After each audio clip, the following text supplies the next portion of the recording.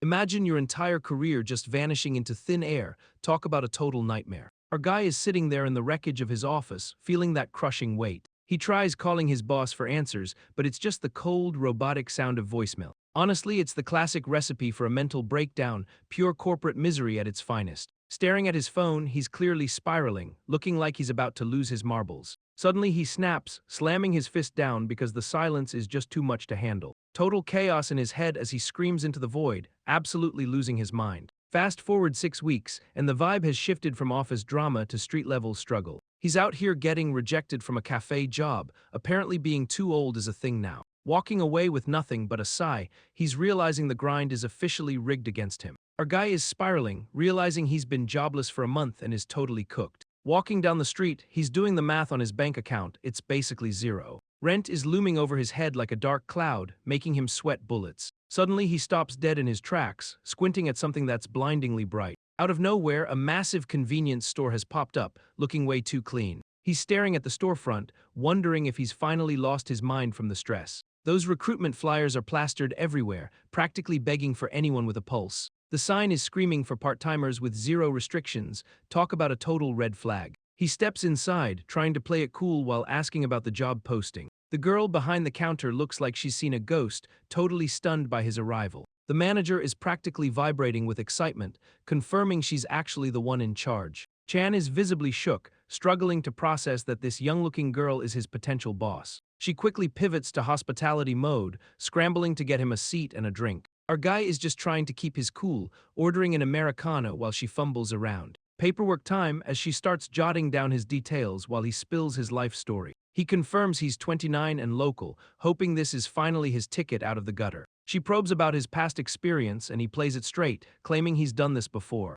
The manager is absolutely beaming now, acting like she just found the holy grail of employees. She drops the bombshell that she's actually older than him, then asks to drop the formalities. Chan is totally sold on the insane pay, cutting her off to accept the job immediately. The manager is absolutely hyped, clapping her hands like she just hit the jackpot. She points him toward the contract, and Chan doesn't even hesitate to sign his life away. Pen hits the paper with a smooth stroke, making it official that he's finally employed. She checks the paperwork while he sits there, probably wondering if this is actually real life. Then she pulls out the uniform with a flourish, ready to start the training montage. 3 hours later, she's heading out the door with a final, ominous warning about early deliveries. Chan looks a bit confused, asking if suppliers really show up in the middle of the night. She clarifies it's only for emergencies, but her eyes get intense as she tells him to watch out. She demands he handle the weirdos with caution, and he gives a nod like he's seen it all. Standing alone in the shop, he lets out a breath, finally feeling like he can pay his rent. Chan is absolutely buzzing, thinking he's landed the golden ticket with this gig. He's crunching the numbers like a madman, seeing those fat stacks of cash in his future. It's basically corporate executive money for scanning barcodes. Talk about a total dream scenario. He's locked in and ready to grind, standing behind the counter with that fresh employee energy. Suddenly some random dude rolls up, barking questions about where the toothbrushes are hiding. Chan is just staring blankly, probably wondering if he's hallucinating this entire interaction. Out of nowhere, a literal dog in a suit starts screaming at him like a maniac. The poor guy is losing his mind, dealing with a talking canine while just trying to survive. He points toward the aisle, trying to de-escalate the situation before the dog bites his head off. This surreal customer is still yapping, completely oblivious to how weird he actually is. The dog man is literally growling at the shelves like he's hunting for his next meal. Chan is still stuck in denial, convinced this has to be some top-tier movie makeup. He's genuinely impressed by the craft, wondering if there's a film set hiding nearby. The customer slams his item down, demanding a price check with zero chill. Chan rings it up, but the dog just tosses a massive bill on the counter. He tries to be a good employee and offer the change, but the customer is already walking away.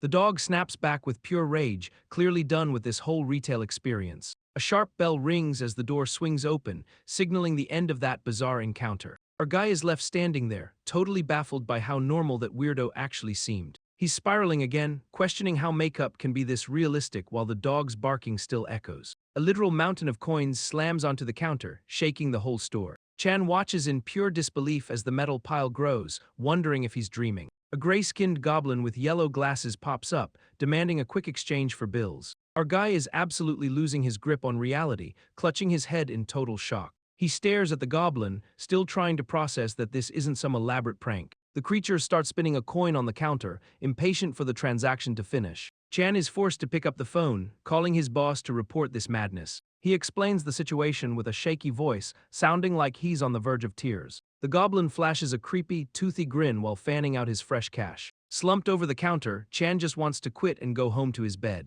Chan is face down on the counter, questioning his sanity as the reality of this nightmare sets in. He's still obsessing over that goblin, counting coins like a man who's lost his last marble. The sheer absurdity of the situation hits him, realizing he just spent 20 minutes playing bank teller for a monster. That goblin's smug, toothy grin is burned into his brain, mocking him with those ridiculous heart-shaped glasses. He's literally counting the minutes he wasted, tallying up every single coin like a total retail victim. Finally, he snaps, grabbing his phone to call the boss and beg for some kind of sanity check. His voice is shaking as he spills the tea, convinced he's officially cracked under the pressure. He recounts the chihuahua-headed customer, trying to explain the sheer insanity of his first shift. Then he brings up the goblin, describing the endless coin exchange that nearly broke his spirit. The boss hits him with the ultimate gaslight, acting like dealing with supernatural freaks is just a normal Tuesday. Chan gets the lowdown on why his store is crawling with goblins and kobolds. He's still on the phone, trying to wrap his head around the whole teleportation business.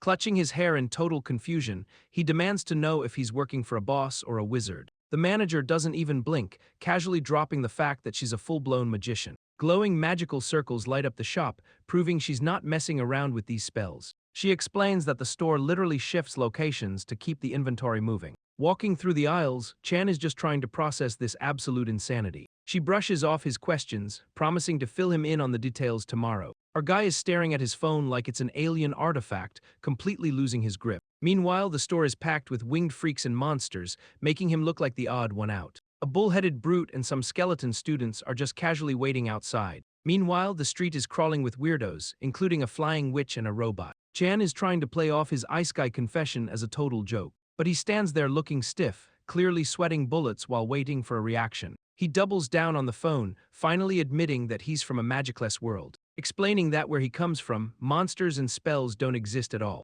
The boss is just chilling in her pajamas, snacking on chips while listening to his breakdown. She looks genuinely confused, probably wondering if her new hire has finally snapped. Chan is panicking on the other end, asking if she heard that weird noise, because a literal demon is now pressing her face against the glass, staring him down. That glowing purple eye is staring straight into his soul. Talk about a jump scare. Chan is absolutely losing his mind, screaming for someone to open the door. He's collapsed on the floor, clutching his phone like a lifeline while the store goes dark. Panic is setting in. He's genuinely wondering if his boss is some kind of alien. Rows of strawberry milk are the only thing keeping him grounded in this nightmare. His boss is still on the line, calmly confirming he's definitely not from around here. She admits she's just as clueless as he is about how he ended up in this dimension. He's curled up in a ball, trying to figure out how to handle these supernatural freaks. Meanwhile, the demon lady is crawling on the floor, laughing like she's completely off her rocker. She's absolutely unhinged, cackling into the void while Chan watches in total paralyzed horror. Chan is sweating bullets on the phone, trying to describe the unhinged lady outside. He stammers out the details about her horns and those creepy little bat wings. The boss just brushes it off like it's a stray cat, calling her a harmless succubus. Meanwhile, the lady is literally whipping her hair around in the aisle like a total maniac. Chan is still trying to process this, while the boss tells him to grab the curse detector. He drops to his knees to dig through the boxes under the counter, feeling completely lost. A sudden beep echoes through the store, making him jump out of his skin. He pulls out the item, and it's a literal magical girl wand straight out of an anime. Staring at the sparkly pink toy, he can't help but question his boss's questionable taste. She explains it's designed to cheer up depressed cursed folks, because apparently magic needs a glow-up. Chan is staring at this magical girl wand, wondering if he's actually lost his mind. Suddenly, the succubus slams against the window, giving him a heart attack for real. Her eyes are glowing with this eerie light, looking like she's completely gone off the deep end. Our boy is panicking, clutching his phone and the wand like they're his only hope. He's screaming at his boss through the screen, demanding to know why she lied about the danger. The wand starts glowing with a blinding, ridiculous light, ready to unleash some serious magic. With a sudden zap, the energy shoots out, hitting the succubus right in the chest. Glowing butterflies start swirling around her, turning this horror scene into a weird fairy tale. Chan watches in total shock as the magic takes effect, his jaw practically hitting the floor. The succubus is now sprawled out on the floor, completely knocked out by the glittery blast. Chan is huddled on the floor, clutching that ridiculous magical girl wand like a total lifeline. The thing is literally sparkling with pink energy, looking like it belongs in a Saturday morning cartoon. He peeks over the counter, eyes wide as he spots the succubus sprawled out on the tiles. She's completely out cold, looking like she just took a nap after a wild night out. Our guy is still on the phone, absolutely spiraling because he thinks he just committed a crime. The boss confirms the situation, acting like hitting customers with toy wands is standard procedure. She tells him to check the test results, which are glowing a suspicious shade of violet. She directs him to the gum aisle, where the cure for his current headache is hiding. Chan grabs the box of remedy, still questioning if this is the right move for a customer. The boss confirms it's for homesickness, leaving him to deal with the unconscious demon on the floor. Chan is still glued to his phone, getting the lowdown on how to handle this demon. The succubus starts to stir on the floor, her long hair shifting as she wakes up. He watches her like a hawk, remembering the absolute chaos of their first meeting. Keeping his distance, he tries to gauge if she's still a threat or just a customer. She looks way more peaceful now, almost like she's finally shaken off that manic energy. He checks in on her, wondering if the medicine actually did the trick. Suddenly she starts trembling, clutching her face as if the reality of her situation hits. He jumps back in alarm, worried that the magic is about to backfire on him. Rainbow-colored energy explodes everywhere, leaving him completely stunned and gasping for air. But then she just starts laughing, looking totally refreshed and happy as a clam. The succubus is suddenly feeling brand new, sitting there while a glowing rainbow puddle sits nearby. Chan is just standing there, completely done with this shift and ready for her to bounce. She's acting all cute and bubbly, pointing at her own face while talking about the chill. That weird rainbow puddle is still just vibing on the floor, adding to the total absurdity. She curls up on the floor, looking like she's about to take a nap right in the aisle. Chan is staring down at her with pure exhaustion, wondering if he's actually babysitting a demon. She's out like a light, snoring softly while he stands over her in total disbelief. A pale, red-eyed vampire suddenly appears at the door, looking for the boss like it's nothing. Chan is just staring at the floor where the demon is passed out, completely dead inside. The vampire walks in, and Chan just gives him a dead-eyed welcome to this absolute circus. A pale, red-eyed vampire strolls in, looking like he just stepped out of a Victorian Gothic novel. He's hunting for a very specific blood pack, clearly picky about his drink's temperature. Chan is still on the phone, getting a quick briefing on how to handle this fancy bloodsucker. The boss explains that vampires are basically immortal teenagers who need to update their IDs constantly. She warns him about expired IDs marked with an X, because apparently even monsters have bureaucracy. Our guy is just trying to keep his cool, humming along while he scans the vampire's booze. The boss reminds him that the store has alarm magic, so he's free to play security guard. Chan looks over at the passed-out succubus on the floor, realizing his shift is a total circus. He shuts down the vampire's request for warm blood, sticking to the store's strict cold storage policy. The vampire settles for a bottle instead, and Chan just keeps scanning, dead inside and ready to clock out. The vampire customer is still hovering, casually asking for a pack of smokes like he's at a corner store. Chan is just standing there, trying to keep his cool while staring down this pale, pointy-eared dude. He asks what brand the guy wants, probably just hoping to get this transaction over with. The vampire points toward the shelf with a dramatic flourish, acting like he's picking out a fine wine. Chan reaches out to grab the pack, his hand hovering over the wall of cigarette boxes. The vampire gets all excited, practically vibrating with energy as he points out the exact one he needs. He's demanding that specific pack with zero chill, totally oblivious to the awkwardness of the moment. Chan is just staring at the guy, his brain clearly trying to process if this is a minor or not. He decides to play it by the book, hitting the vampire with the classic request for identification.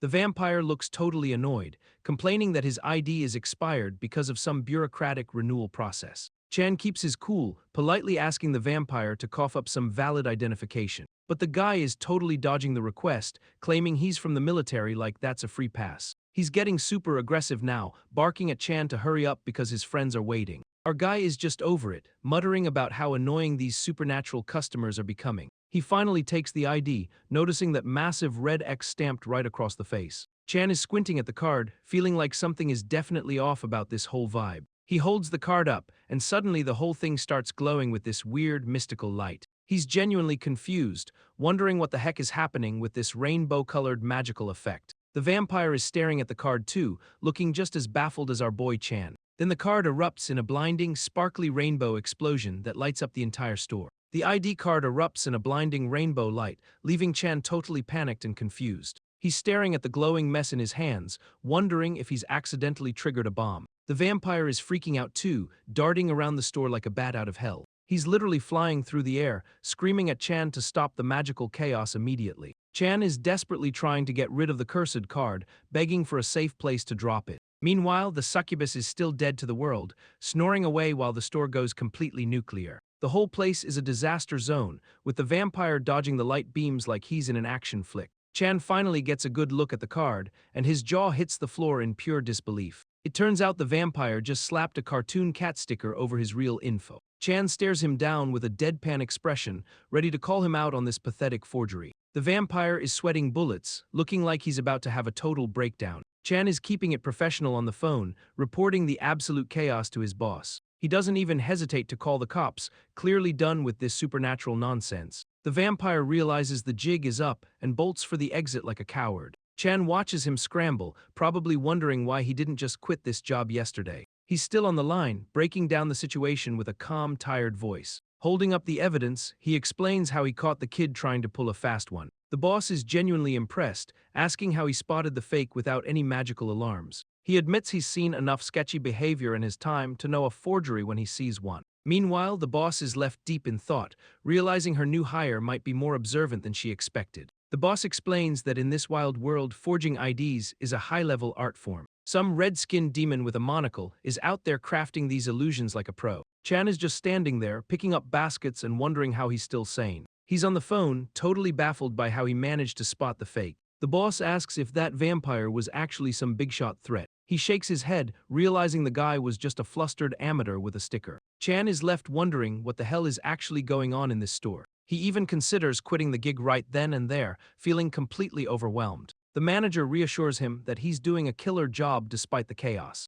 He brushes off the stress, telling her he's actually handling the madness just fine. The boss is checking in, asking if Chan is cool with sticking around for the long haul. Our guy is pacing the aisles, still trying to process the absolute insanity of his night shift. He's staring at his mounting bills, realizing he's basically one missed paycheck away from total ruin. Panic hits him like a freight train, forcing him to beg the boss to keep him on. He's desperate to keep this gig, even if it means dealing with literal monsters every single night. The boss is totally on board, keeping the line open while he navigates the store's weirdness. She pivots back to the mission, checking if he finally dosed that passed-out succubus. Chan confirms he's on it, grabbing the magical remedy to fix her up. He carefully administers the medicine, watching the demon lady like she's a ticking time bomb. She's still totally out of it, and the boss just shrugs it off, ready to move on. Chan kneels on the floor like a nervous wreck, watching the succubus finally start to stir. He's on the phone with the boss, who warns him that the lady might be feeling pretty nauseous. Scanning the shelves of drinks, he tells the boss he doesn't think she's actually feeling fuzzy or dizzy. He keeps his eyes glued to the phone,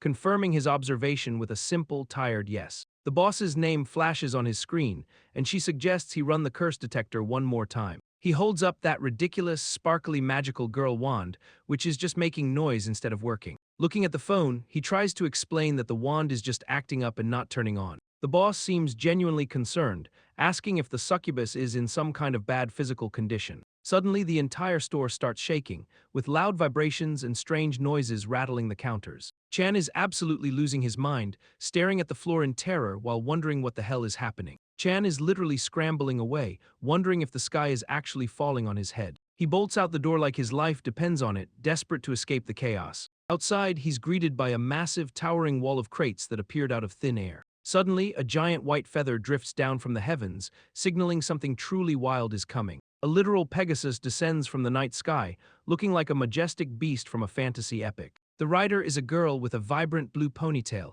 grinning like she owns the whole street. She calls out to Chan, clearly expecting him to be ready for this bizarre delivery. He's still clutching his phone, completely stunned as the Pegasus trots right up to the store. The delivery girl introduces herself as Seo Yunha, and Chan is just trying to keep his jaw off the floor. She tells him to move it or lose it, so he scampers aside to let the magic happen. Chan is stuck playing delivery boy, staring at the digital pad like it's written in alien hieroglyphics. He turns around to see a literal mountain of boxes stacked up behind him. Confused as hell, he calls his boss to admit he can't read a single word on the screen. She tells him to just sign for the goods and ignore the language barrier for now. While they chat, the succubus is still slumped against the shelves, totally out of it. Chan asks what exactly arrived, and the boss drops the bombshell that they've got dragon scales. He's floored by the news, wondering how they even sourced something that rare. The boss realizes he's from a world without dragons and starts questioning his entire reality. Chan gets defensive about his home world, clearly tired of being treated like a caveman.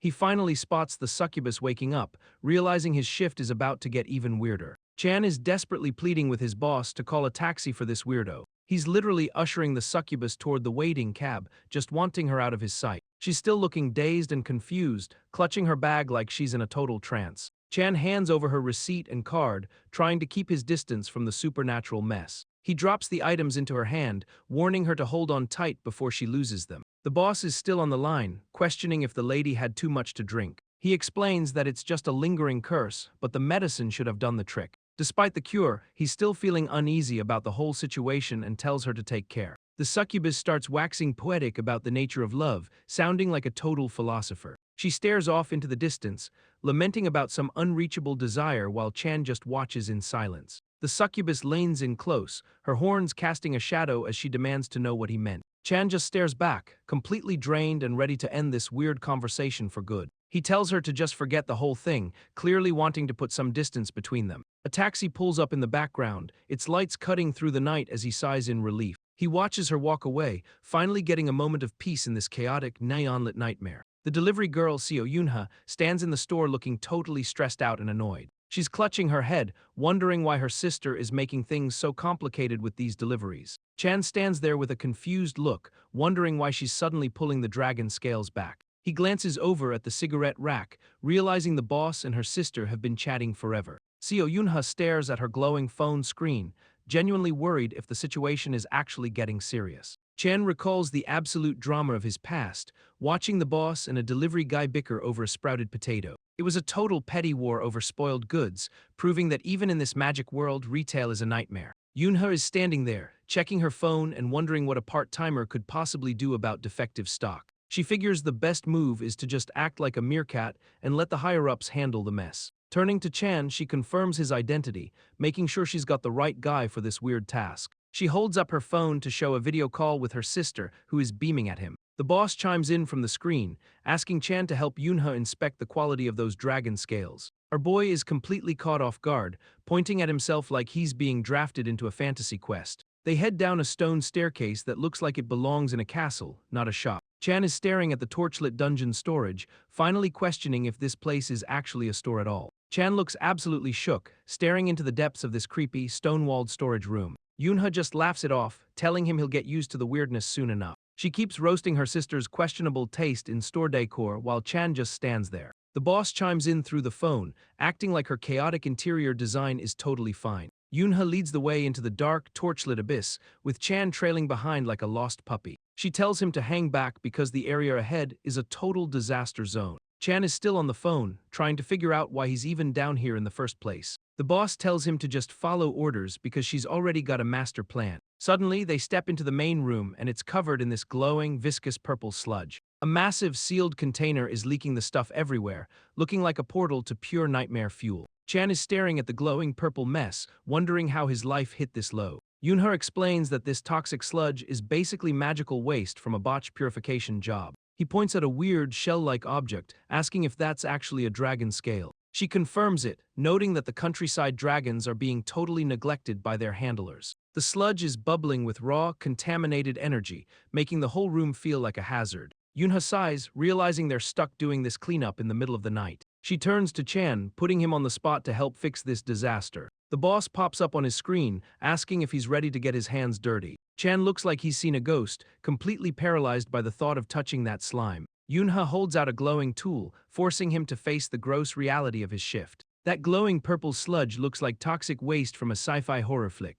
Chan is absolutely sweating, terrified that touching the stuff will end his life. The boss is literally bribing him with 100,000 won to just grab it. Money talks, so our broke protagonist reaches out while Yunha watches with a smirk. He finally makes contact, bracing himself for some kind of magical explosion. The sludge starts wiggling against his hand, looking way too sentient for comfort. He's staring at his own palm, wondering if the goo is actually alive. Yunha notes that the substance seems to be actively avoiding Chan for some reason. He just sighs and follows orders, grabbing the weird purple mass with both hands. Suddenly, the sludge starts sparkling with intense energy, leaving Chan completely stunned. Yunha is staring at the glowing substance with wide, shocked eyes. Chan reaches out his hand, and the magical sludge just naturally gravitates toward his grip. She tackles him in a sudden hug, absolutely buzzing because the impossible actually happened. Both of them are grinning like idiots while staring at the now purified, glowing blue orb. The boss watches from the phone screen, looking like she's solved a massive puzzle. She tells Chan to test the wand against the stone, wanting to confirm his weird immunity. The wand touches the purified material, and the whole thing just sits there totally inert. Chan is confused as hell, asking why the detector is completely dead in his hands. The boss explains that he's got an anti-magic constitution, meaning magic literally can't touch him. Yunha points up at the leaking ceiling, ready to drop some more truth bombs on our boy. Chan is on the phone, looking completely bewildered as the boss brings up his weird physical test. She reminds him that the wand made a loud noise, which usually means zero magical power. She notes that in this world, having no magic is a death sentence, but he is different. The boss excitedly points out that the only other explanation is his own resistance magic. She explains that this is exactly why she wanted him to handle those dragon scales. Chan agrees to keep the details under wraps until Yunha finishes her business and heads out. He is left standing in the dark, wondering how he ended up with this bizarre constitution. He sarcastically thinks about how he is definitely not the main character of some dramatic soap opera. Suddenly, Yunha lunges at him, and they both freeze in total shock against the stone wall. She looks him dead in the eyes, asking for a favor that might just break his brain. Yunha flashes a grin that screams trouble, asking Chan for a massive favor. Our guy looks completely blindsided, his eyes wide as he stammers out a confused question. He tries to process the request while staring at his phone, still reeling from the sudden pressure. The manager pops up on the screen, looking absolutely delighted and sparkling with pure chaotic energy. Chan is visibly sweating, questioning if she is actually serious about making him do this dangerous purification. Yunha is practically glowing with excitement, staring at him with an intensity that is honestly terrifying. He lets out a long, dramatic sigh, feeling like the weight of the world is on his shoulders. Finally giving in to the madness, he agrees to help while looking like he's about to pass out. She points toward the swirling, purple portal of doom, telling him the process is super simple. Chan stares blankly into the abyss of the portal, realizing he has to shove his hand into that nightmare. Chan is straight up, refusing to touch the cursed sludge, looking like he's ready to walk out. Yunha is trying to hype him up, insisting that his special body makes him basically invincible. He's still shaking his head, telling her he just doesn't have the guts for this horror show. The boss is watching from the phone, calling his name to get his attention back on the prize. She flashes a stack of cash on the screen, dangling that sweet bonus like a carrot on a stick. Chan finally cracks, deciding he'll give it a shot because his bank account is screaming for mercy. He stares down at the purple goo, thinking it looks even more disgusting up close than before. Lying to himself that he can handle the gross factor, he prepares to dive into the mess. He screams internally about the bonus, plunging his hand right into the glowing, pulsating magical sludge. The moment he makes contact, the energy erupts, leaving him totally shocked by the sudden reaction. Chan gets yanked into the swirling purple vortex, looking like he's being swallowed by a cosmic drain. Yunha is right there, hovering nearby and shouting in a total panic to see if he's still breathing. Our guy is barely hanging on, his face pale as he confirms the suction force is absolutely insane. The magical energy starts spiraling out of control, turning the whole room into a neon purple light show. Chan is caught in the middle of the chaos, his eyes wide as the pus gets dragged into the void. Suddenly, a blinding, multicolored light erupts from the center, making the entire storage room look like a rave. That intense, sparkling light fills the frame, completely overwhelming the dark, stone walls of the dungeon. Chan is slumped over, looking totally drained and muttering about how this shift is just pure chaos. He's shaking like a leaf, his hands trembling as he realizes he actually survived the magical suction. Yunha checks on him, making sure he's not broken before pivoting right back to the dragon scales. The curse detector wand lets out a sharp beep, signaling the end of the magical cleanup. Chan stares at the device with a blank expression, clearly exhausted from the whole ordeal. He tells the boss there is no reaction, confirming his weird immunity is still holding strong. Yunha is absolutely beaming with joy, celebrating the fact that they actually pulled it off. She gives him a massive hug, thanking him for saving them a fortune in potential damages. The boss chimes in to praise his hard work, confirming the delivery issue is finally resolved. Yunha explains that handling these magical creatures is a total time sink, which is why she's late. She demands he drop the formalities, looking totally shocked when he tries to be polite. Our boy awkwardly agrees to call her Nuna, feeling the pressure of this new dynamic. She adjusts her goggles with a smug smirk, clearly loving that she's now the big sister. Chan watches the morning light hit the store, finally catching a break after that absolute nightmare. He stands there looking like a total zombie, realizing the sun is already up and his shift is over. A customer drops a pile of random junk on the counter, demanding to be rung up immediately. The dog-headed guy is back, acting all impatient like he's got somewhere important to be. Chan handles the transaction with zero energy, just wanting to get this guy out of his face. The customer bolts for the door the second the receipt prints, leaving Chan alone in the silence. Another weird customer shows up with a basket of goo, but Chan is just completely checked out. He collapses on the floor, staring at the ceiling and wondering how he's still standing. His phone pings with a message from the manager, checking in on his status. She's acting all sweet, promising him his bonus while he's basically dead to the world. Chan is just trying to survive his shift, greeting the empty air like a total pro. The store is dead silent, and he's left wondering if he's finally lost his marbles. He's tapping away on his phone, questioning if the last customer actually just vanished. The boss is still chatting him up, offering to brew him a magical sleep potion. He's genuinely shocked that she's a legit magician, typing out his disbelief in real time. Suddenly, a tiny voice breaks the silence and Chan looks up, completely caught off guard. He spots a pint-sized customer with white horns peeking over the counter, looking totally lost. The kid is just standing there, looking like a tiny fantasy character in a convenience store. She asks for craft supplies, and Chan is just trying to process this adorable interruption. He points to the top shelf, realizing he's about to play babysitter for the night. The tiny horned customer bows politely, thanking Chan for his help with a surprisingly mature attitude. She stretches her small arms toward the high shelf, desperately trying to reach the craft supplies. Chan watches her struggle, his brain working overtime as he tries to identify her species. He wonders if she is some kind of reptile, eyeing her tail and horns with deep suspicion. The little girl keeps reaching, her small frame straining against the height of the convenience store rack. Suddenly, Chan steps in to assist, his expression still guarded as he hands over the items. He crouches down to her level, offering the colored paper and scissors with a forced, tired smile. The girl accepts the supplies, her eyes sparkling with genuine gratitude as she looks up at him. She is clearly thrilled with her purchase, clutching the goods like they are the greatest treasures ever. Chan stands back, still sweating bullets and praying she doesn't accidentally torch the place with a breath attack. The tiny horned girl looks absolutely heartbroken, clutching her clipboard like it's the end of the world. She holds up the scissors, sadly admitting she can't afford the gear she needs for her project. Chan stares at the price tag, totally confused why she's stressing over a measly $100. He offers to cover the difference, trying to be a decent guy for once in this chaotic shift. The kid shakes her head, refusing the charity because her mom taught her to be wary of strangers. Chan asks what the supplies are for, genuinely curious about her little craft mission. She explains she wants to make a Mother's Day gift, showing off a cute crayon drawing of them. She talks about how much she loves her mom, and Chan just sighs, feeling his heart melt a little. He suggests she try origami instead, but she holds up her hands, revealing they're actually sharp claws. Chan finally realizes why she's so worried, seeing those dangerous talons and shouting out in total shock. Chan realizes that if this tiny powerhouse puts any pressure on the paper, it's game over. He watches her struggle with the delicate craft, knowing her sharp claws make origami basically impossible. The poor kid is so determined to make this gift work that she's stressing him out. He decides to step in, offering to lend her the scissors so she can actually finish. Handing over the supplies, he tells her to just stick the colored paper onto the drawing. She looks up at him with those wide, sparkling eyes, totally thrilled by his unexpected kindness. Chan is internally spiraling, realizing this simple favor has turned into a much bigger situation.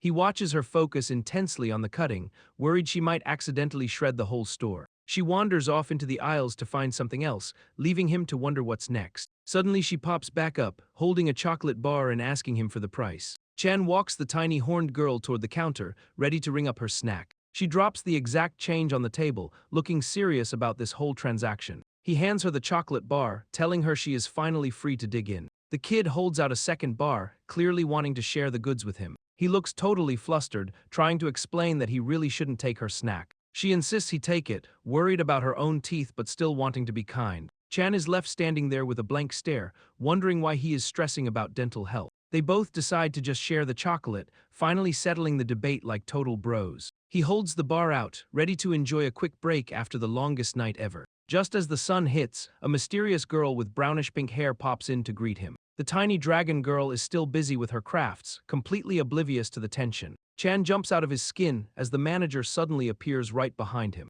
He tries to explain the whole scissors situation while the girl keeps snipping away. The manager listens intently, her expression shifting from confusion to a sudden realization. He admits he was just trying to be a decent guy, despite the weird circumstances. She questions if the kid was acting shy, and Chan just shrugs, totally clueless. The manager drops the bomb that this isn't just any kid, but a special species. She reveals the girl is a pure-blooded dragon, which explains the horns and the wings. She dives into a quick history lesson about how dragons spend 3 years in an egg. Then she explains that their horns are actually magical organs that take time to master. Young dragons literally see magical power as shifting colors, but it's a total sensory overload. Because they're just kids, they haven't mastered the control needed to filter all that noise. Chan looks like he's having an existential crisis while the manager explains the danger. She points out that without life experience, this kid can't tell a saint from a sinner. It's a high-stakes game of survival where one wrong read could put her in serious trouble. The manager notes that looking good doesn't mean you're actually a good person.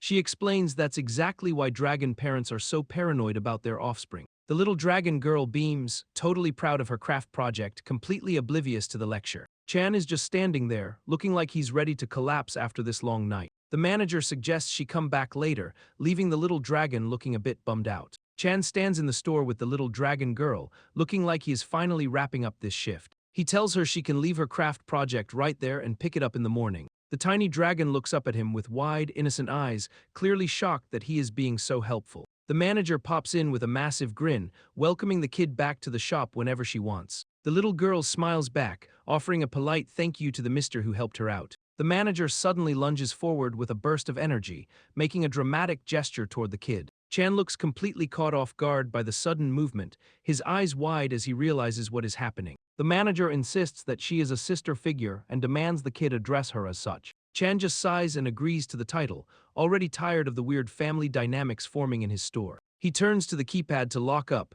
ready to finally put this chaotic night behind him. The manager hums a tune, casually wondering if it is time to send Chan back home. She points toward a specific drawer, asking our guy to pop it open for her. Chan looks over at the counter, asking for clarification on which one she actually means. She directs him to the front drawer, and he just sighs, agreeing to the task. He leans in close, squinting at the mechanism and wondering what she is up to. Suddenly, a glowing holographic globe appears, revealing the store's secret teleporting machine. She beams with pride, bragging that she built the whole thing from scratch herself. The machine pulses with light, but she warns him not to touch it carelessly. She explains that a wrong move will instantly relocate the entire store and change the inventory. Chan nods along, trying to memorize the instructions while she keeps the tutorial going. The manager warns Chan that if she handles the coordinates, they might miss his home world entirely. He looks at her totally confused, asking how that's possible since she's the one who built the machine. She explains that teleportation magic runs on pure intent and specific knowledge of the destination.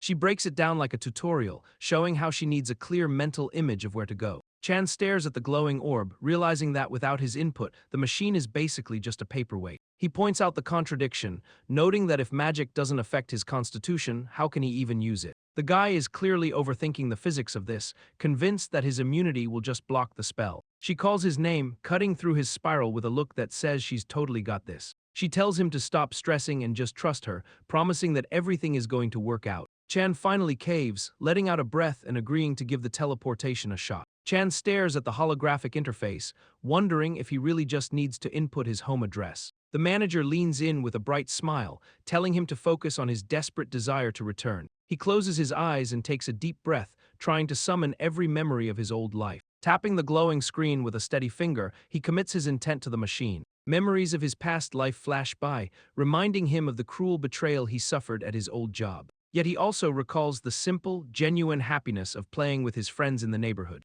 It's a weirdly ironic twist of fate that he's now using magic to find his way back. The manager points toward the door with a playful smirk, telling him to go outside and verify. He steps out into the street, looking around in total disbelief as the store has actually relocated. Staring at the familiar buildings, he realizes he's finally back in his own neighborhood. Chan is staring out at the city skyline, still struggling to process that he actually teleported home. The manager leans in close, looking way too smug as she confirms that his intent made it happen. She explains that his weird physical constitution is basically a cheat code for reality. He's still reeling from the revelation, wondering if he was just a lab rat for her crazy hypothesis. She admits that without his specific willpower, the whole purification job would have been a total bust. Our guy is rightfully annoyed that she risked his life on a hunch, but she just brushes it off. She confirms that his ability to control his own constitution is the secret sauce behind his arrival. The manager hands him a mysterious envelope and a potion, telling him to clock out and get some rest. He walks into his old, cramped apartment, feeling the weight of the night finally hitting him. Standing in the middle of his tiny room, he realizes he's actually back in his old life. Chan is already stressing about his night shift,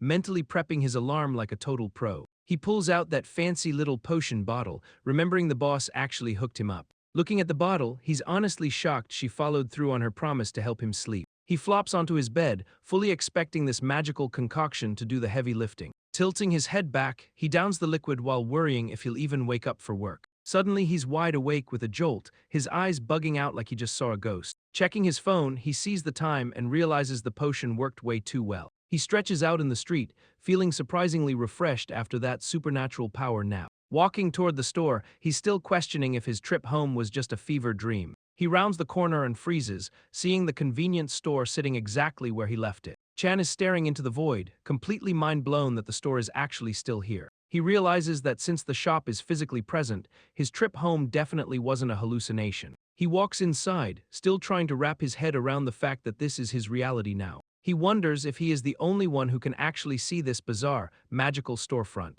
An eccentric elf customer is already causing a scene, trying to haggle over the price of his booze. This guy is trying to pull a fast one by trading in empty bottles to lower the cost. The manager keeps her cool, looking at the elf with a face that says she's seen it all. The elf is absolutely hyped, acting like he's about to down his drink in record time. She shuts him down immediately, reminding him that drinking inside the store is strictly against the rules. The elf looks totally defeated, pouting like a child because he can't get his way. This bald elf is absolutely losing his mind, screaming about why he can't drink in the store. The manager keeps her cool, explaining that the shop is legally classified as a restaurant. She doubles down, telling him he can't even drink outside, so he needs to just head home. Chan walks in right on cue, looking totally confused by the absolute circus happening at the counter. The elf spins around, pointing a finger and demanding to know who this guy thinks he is. Our boy just sighs, stating he is an employee, which clearly triggers the elf's fragile ego. The customer starts spiraling, acting like being called an employee is some kind of personal insult. He starts accusing them of being racist against elves, which is a massive reach even for him. Chan and the manager just stare in shock as the guy throws a full-blown toddler tantrum. He flops onto the floor, kicking and screaming while Chan tries to warn him about safety. The manager keeps her cool, trying to talk some sense into the guy before he breaks something. She hits the button on the counter, probably logging the incident or calling for backup. The elf is absolutely triggered, screaming about how he's being treated like a common criminal. She just sighs, repeating that his behavior is a total safety hazard for the store. Outside, the street is quiet, but the vibe inside is definitely hitting peak chaos levels. A wolf-headed guy stands by, watching the elf have his meltdown like it's a daily routine. The manager turns to the elf, calmly laying out the facts of his ridiculous tantrum. She points out that he didn't pay for the booze and caused a massive scene. The elf tries to double down on his victim complex, but the manager isn't buying it. She offers to show him the CCTV footage, effectively ending his little argument right there. Chan looks totally stunned as the manager drops the lore about the pre-war era. She explains how the world was once a tech-heavy paradise with planes and modern cities. Humans were the ones driving all that innovation, making life easier for every single species. Everyone was living their best life, totally vibing with the new gadgets and scientific progress. But then the industrial expansion started tearing up the land, and nature took a massive hit. While most folks were happy with the convenience, one group was absolutely not having it. The elves were watching their forests get bulldozed, and they were straight up losing their minds. They refused to play along with the destruction, and that single choice sparked a massive conflict. Chan is struggling to process the idea of a war fought over factories and progress. She breaks down how the other species had to pick a side between humans and elves. The manager keeps dropping the heavy lore, explaining that everyone had to choose a side. It was a total consensus to back the humans, leaving the elves completely isolated in the dust. Chan listens intently as she explains that the sheer number of elves made the war drag on. Eventually they made peace, but the aftermath left both sides absolutely decimated and struggling to recover. She reveals that the surviving elves faced brutal discrimination, living under a massive cloud of oppression. Chan asks what actually happened to them, and she points to the reality of their situation. The manager brings up that elf cop from earlier, noting how she had to work for that badge. She explains that the elf even dyed her hair black just to blend in and survive. Chan wonders if he should still be nice to that toxic customer, feeling a bit conflicted. The manager shuts that down instantly, telling him to kick out anyone who acts like a jerk. Chan tells the manager to clock out, noting that the investigation is finally wrapping up. The manager yawns, ready to head home as soon as the elf officer finishes her report. She confirms the check is complete and thanks Chan for his relentless hard work. They agree to chat while walking back, both of them clearly exhausted from the shift. The decision is made to take the problematic elf along for further questioning. The elf officer salutes Chan, telling him to text if any more trouble pops up. Chan waves them off with a polite smile, wishing them a safe trip home. He immediately collapses onto the counter, feeling the full weight of the night.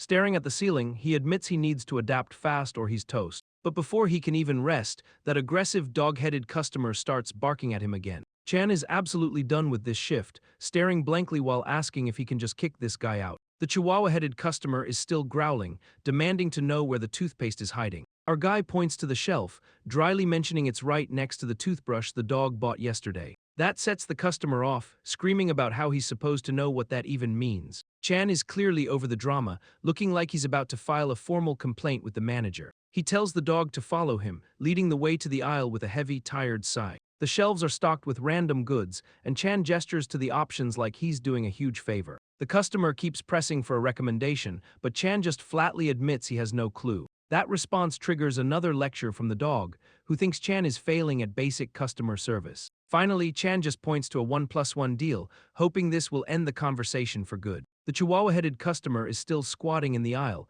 acting like he's doing some serious grocery shopping. He's staring down the toothpaste, clearly annoyed that he's being forced into a bulk deal. Chan watches as the guy finally drops a 10,001 bill on the counter. He rings up the total, trying to keep his cool while the dog man keeps grumbling. The shelves are packed with weird hangover cures, and the dog is just standing there looking grumpy. Chan scans the final item, his hands moving on autopilot while the customer keeps hovering. He tries to hand off the extra toothpaste, but the customer is acting like it's a burden. The dog man is literally offended by the freebie, acting like Chan is trying to scam him. He snaps back at Chan, telling him to just keep the change and stop being so difficult. Finally, the guy stomps out of the store, leaving Chan alone in the silence of his shift. Chan is spiraling again, wondering if that chihuahua-headed customer is actually a regular. He's convinced the dog is dropping off something suspicious every single time he visits. Suddenly, he's hit with a terrifying flashback of the dog looming over him. He's sweating bullets, worried that this chaotic customer is going to be a permanent fixture.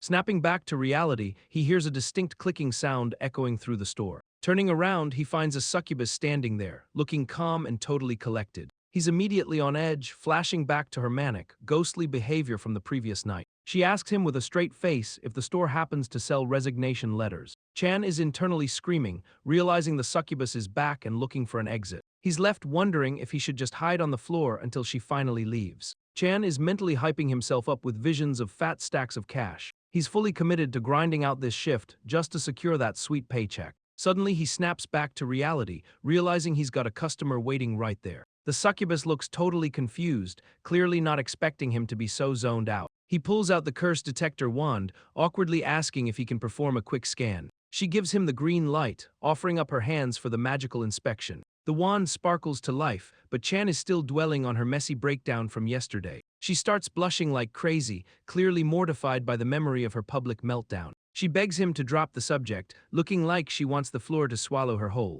Chan just watches her spiral, realizing that even magical beings have their cringeworthy moments. Turns out succubi are basically the love doctors of this world, working in pharma or therapy. She's crying her eyes out, admitting she's one of them but totally failing at her job. Chan is just standing there, honestly shocked that these supernatural beings are so surprisingly wholesome. He watches her sob, wondering why she's so dead set on quitting her career. She keeps sniffling, clearly feeling like she's just not cut out for the professional grind. Her eyes are literally watering with magical tears, and she's shaking like a leaf. She confesses she's never even dated, so she has zero clue what love actually feels like. Chan looks like he's having a total brain melt, trying to process this tragic backstory. She explains that she spent her whole life hitting the books instead of chasing romance. He just sighs, holding that toy wand and trying to offer some basic human comfort. The succubus is still tearing up, but she tries to keep it professional while offering some advice. Chan looks totally awkward, scratching his head while trying to explain why he actually showed up. She is visibly confused,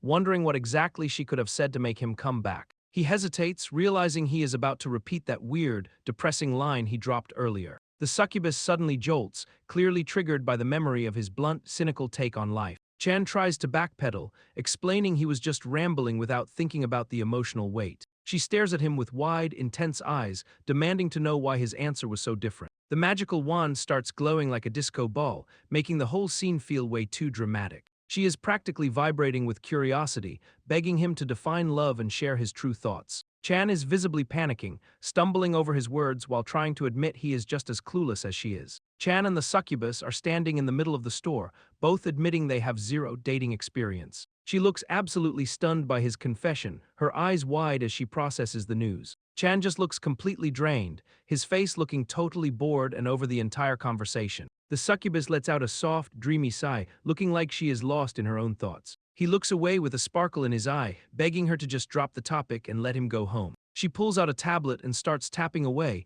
getting ready to document his every word. The manager-like energy is off the charts as she promises his secrets are safe with her. Chan stares back with a blank expression, clearly wondering why he is being interrogated like this. She is practically vibrating with excitement, ready to grill him on his non-existent love life. The succubus finally pivots, asking him point-blank what he actually thinks about getting into a relationship. Chan keeps it real, admitting he's been in that exact same awkward boat before. The succubus looks totally stunned, like she's never heard a guy be this vulnerable. He doubles down, confessing that he dodged every romantic opportunity because he was straight-up terrified. A flashback hits, showing a glowing heart symbol as he recalls studying love like a textbook. He explains that he learned love is supposed to be this massive, life-changing deal. But then he realized it's invisible and everyone experiences it differently, which is a total mind trip. The succubus clutches her chest, looking like she's finally processing his perspective on the matter. She admits she was so scared of the unknown that she avoided love at all costs. Chan scratches his cheek, sarcastically pointing out how ironic it is for a succubus to fear love.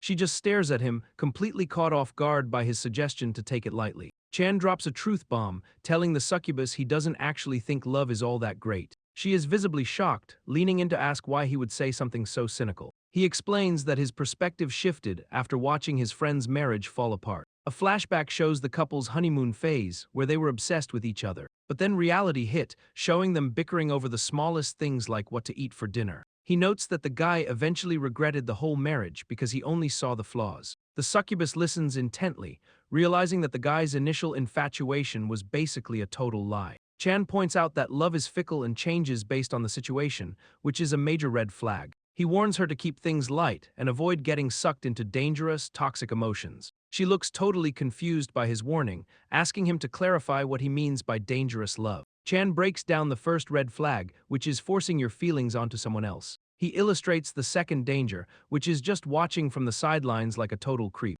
These one-sided obsessions are a recipe for disaster, leaving both parties scarred and emotionally closed off. He keeps it real, calling these types of love greedy and completely one-sided. Real love is a two-way street that requires mutual effort from both people involved. He warns the succubus to stay away from that toxic drama and find something healthy. She starts jotting down his advice, clearly taking his cynical wisdom to heart. Chan tries to encourage her, telling her she is attractive enough to land a date. He insists that she should be confident because most guys would jump at the chance. Suddenly he realizes he is rambling again and awkwardly covers his mouth, totally embarrassed. The succubus is totally flustered, blurting out that she's never dated despite her job. Chan just keeps rambling about how much he relates to her single life struggle. He's so deep in his own head that she has to cut him off. She checks the time and realizes she's got to bounce before the first bus leaves. Thanking him for the therapy session, she prepares to head out into the morning light. Chan hands her a box of hangover meds, acting like a total bro looking out. She's confused why he's being so helpful, but he just tells her it's for work.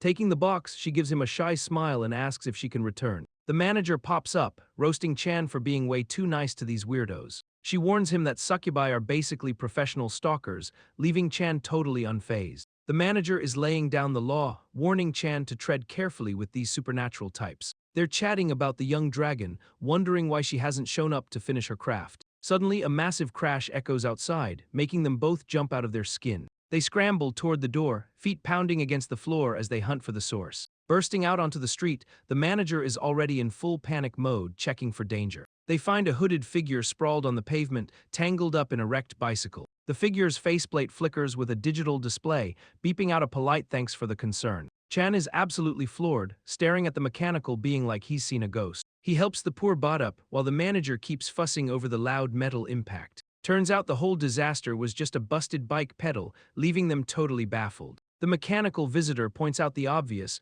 noting that the bike chain has completely slipped off. Chan doesn't even hesitate, diagnosing the issue as a simple twist from a rough gear shift. With practiced ease, he snaps the chain back into place, showing off some legit mechanical skills. The robot and the manager are genuinely shook, cheering like he just performed a miracle. The bike is back in action, looking good as new and ready to hit the road again. Chan plays it cool, blushing a bit while admitting he just picked up the skill as a kid. The robot hands over a business card, revealing it runs a place called the Shoot Factory. They're both stunned to learn this bot is a professional monster slaughterer offering them a freebie. The visitor insists on returning the favor, waving goodbye as he pedals off into the distance. The manager tells Chan to get some rest, dropping a cryptic hint that tomorrow is going to be a grind. Chan is staring into the abyss, realizing tomorrow is officially free. He's sweating bullets because he knows if he doesn't get some serious rest, he's basically dead. The realization hits him like a truck. He totally forgot that convenience stores are absolute war zones on Fridays. It's the legendary Burning Friday,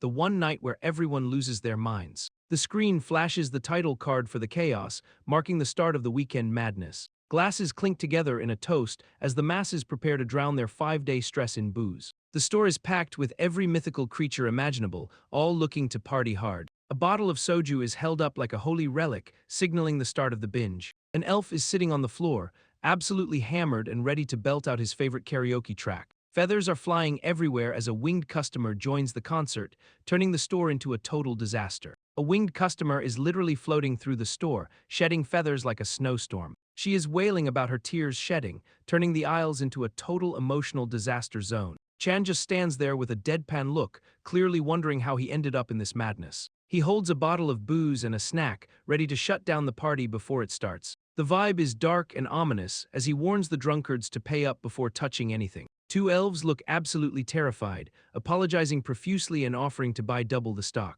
Chan is already sprinting toward the back, probably looking for an escape route from this chaos. The winged girl suddenly swoops down, hovering right in his face with a manic grin. He looks like he's seen a ghost, eyes wide and jaw dropped as she invades his personal space. She claims she has finally become a swan, while Chan screams at her to take that act home. Chan is literally fighting for his life as a customer grabs him with terrifying, clawed hands. The bull-headed customer has completely wiped out, smashing through the glass door in a drunken stupor. He's lying there on the floor, looking absolutely hammered and completely out of it. Meanwhile, Chan is dealing with a winged customer who seems totally lost in the store. The shattered glass door is just sitting there, a sad reminder of the chaos that just went down. Chan is staring at the bull-headed guy, roasting him for being a total disaster of a customer. He's on his phone, desperately begging the manager to save him from this absolute nightmare. The manager is clearly just as exhausted, lying on the floor and feeling like she's dying too. She's venting about how these weird, unusual customers are making the job impossible today. Chan explains that even the goblins are acting up, making the checkout process a total headache. The store is absolutely swamped with a weird mix of customers, including a goblin and a zombie. They are all crowding the counter, trying to squeeze out every last bit of savings. A lady suddenly cuts the line, making the whole situation even more of a headache. She starts grabbing items, forcing Chan to beg her to just pay with one card. Things spiral fast as the man and the lady start a full-blown argument right there. A toad-like customer jumps into the fray, demanding his payment be processed before anyone else. Chan is stuck in the middle of this madness, trying to keep the peace while everyone screams. He reflects on how Friday nights are usually chaotic, but this one is hitting a new level. The manager is clearly stressed out on the other end of the line, checking on his safety. Chan tries to play it cool, reassuring her that he is fine despite the absolute disaster. The manager is already on top of things, confirming she's got the Minotaur's info locked down. She's basically telling Chan to chill out because she's already patched up the door situation. Chan stares at his phone screen, totally surprised that she's handling the property damage so easily. He's still feeling like a total amateur, wondering if he should have been more comforting. She pivots the conversation, telling him straight up that he needs a specialized tool to survive. Chan is left blinking, trying to wrap his head around what kind of gear he actually needs. She confirms she's already brainstorming the perfect setup to keep him from getting wrecked. He tries to brush it off, but she hits him with the hard truth about this magical world. She breaks down how every single species is packing heat, whether it's raw power or weird traits. She reminds him that he's the ultimate outsider, but his anti-magic constitution is his secret weapon. The manager is laying it out straight, reminding Chan that his anti-magic constitution has limits. She stresses that he's basically a sitting duck against heavy hitters who rely on raw power. Chan scratches his cheek, looking a bit sheepish as he agrees to follow her instructions. She promises to hunt down some gear to keep him alive, wishing him luck on the shift. He hangs up the phone, feeling a genuine sense of gratitude for her looking out for him. Internally, he's thinking she's a total legend for caring about a part-timer like him. He decides he's definitely treating her to a massive meal once that first paycheck hits. Just then, a new customer walks up to the counter, snapping Chan out of his thoughts. The guy drops some cash and a bottle on the counter, but Chan freezes at the sight of a star-shaped scar. He accidentally blurts out his shock, quickly apologizing for being a total weirdo about the mark. The customer brushes off the awkward moment, acting like seeing those gnarly scars is just another Tuesday. He flashes a polite, tired smile, clearly used to people being nosy about his business. Chan is totally caught off guard, staring at this guy like he's a rare mythical creature. The customer keeps his cool, finishing the transaction while Chan just stands there in a daze. He apologizes for the delay, but Chan is still hyper-focused on what the guy is doing. Our boy is deep in his own head, wondering why this dude is glued to his phone. He starts profiling the guy, guessing he's some high-powered finance bro pulling an all-nighter. Chan finally snaps out of it, blurting out a question about whether he's trading stocks. The customer just shakes his head, sliding a drink across the counter for the purchase. He drops the bombshell that he's actually just prepping for a long drive, leaving Chan totally confused. The customer casually shows off his phone, revealing he's just a guy working as a chauffeur. Chan stares out the window,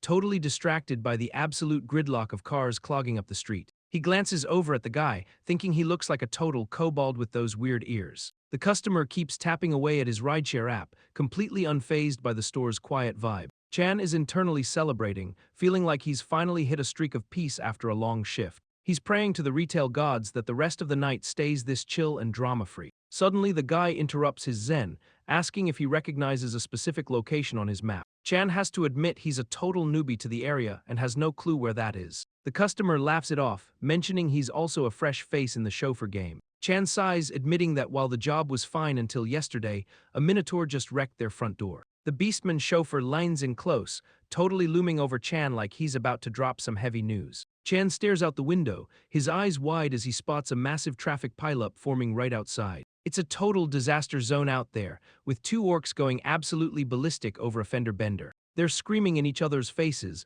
acting like they've never seen a traffic signal in their entire lives. The argument gets physical fast, with one orc grabbing the other by the collar while they trade insults. A poor chihuahua-headed customer sits in his car, looking absolutely traumatized while watching the brawl unfold. Chan and the beastman stand by the store entrance, watching the chaos like it's a reality TV show. He's genuinely shocked that the orcs are throwing hands instead of just exchanging insurance info. Meanwhile, cat-headed bystanders just stroll past the carnage, acting like this is just another Tuesday. Chan finally accepts that this world is just built different, realizing that chaos is the new normal. The boss steps in, his wolf ears twitching as he calmly calls out the brawling orcs. He points out that their little street fight is killing the store's vibe and scaring off customers. Stepping into the fray, he warns them that he is about to put an end to this nonsense. He approaches the two green-skinned hotheads, looking like he is about to teach them some manners. The boss keeps his cool, telling them to stop acting like animals and clear the street. The orcs snap back, calling him an old wolf and demanding to know why he is interfering. His eyes narrow into a cold, predatory stare that would make anyone think twice about talking back. He clenches his fist, the sound of his knuckles cracking echoing through the tense air. Without a second thought, he delivers a lightning-fast chop to the orc's head, silencing him instantly. Chan watches the whole beatdown from the sidelines, his jaw hitting the floor in total disbelief. The boss stands tall over the unconscious orc, while the other one looks absolutely terrified. That remaining orc is losing his mind, screaming at the old man for his sudden violence. He doesn't even flinch, just staring down the angry green guy with a calm, icy gaze. Quick as a flash, the boss delivers a brutal strike, shutting the loudmouth down for good. The orc goes down like a sack of potatoes, completely folded by a single clean hit. Silence finally falls over the street, with the boss looking down at his handiwork with satisfaction. He turns his attention to the dog-headed customer who is still trembling behind his car. Calmly dusting off his suit, the boss tells the guy he is free to call the authorities. Chan is standing right there, completely stunned and dying to know what this guy's deal is. He finally gathers the courage to ask the boss about his mysterious past and his true species. The boss drops the bombshell that he is a werewolf, though he looks totally chill. He explains that since it isn't a full moon, he is just a regular guy. He mentions his younger days were way more chaotic before he settled into this chauffeur gig. Chan is absolutely starstruck, thinking this guy is the coolest person he has ever met. He keeps obsessing over that star-shaped scar and the way the boss handled those rowdy orcs. The boss hands over a business card, telling Chan to reach out if he ever needs help. Chan takes the card, feeling like he just leveled up by making a powerful new connection. He stares at the card under the store lights, wondering if it holds some hidden magic. It looks like a totally normal piece of paper, which is honestly kind of a letdown. But then the card suddenly flares with a blinding, magical light, proving it is anything but ordinary. Chan is still processing the boss's wild backstory, thinking he seems like a decent guy. But the moment is cut short by a fluffy white dog panting right in his face. Chan immediately goes into retail mode, trying to enforce the no pets policy on the pufferfish customer. The guy is totally offended, acting like his precious little furball is a saint that never makes a mess. Suddenly the boss steps in, giving the green light for the dog to stay and melting everyone's heart.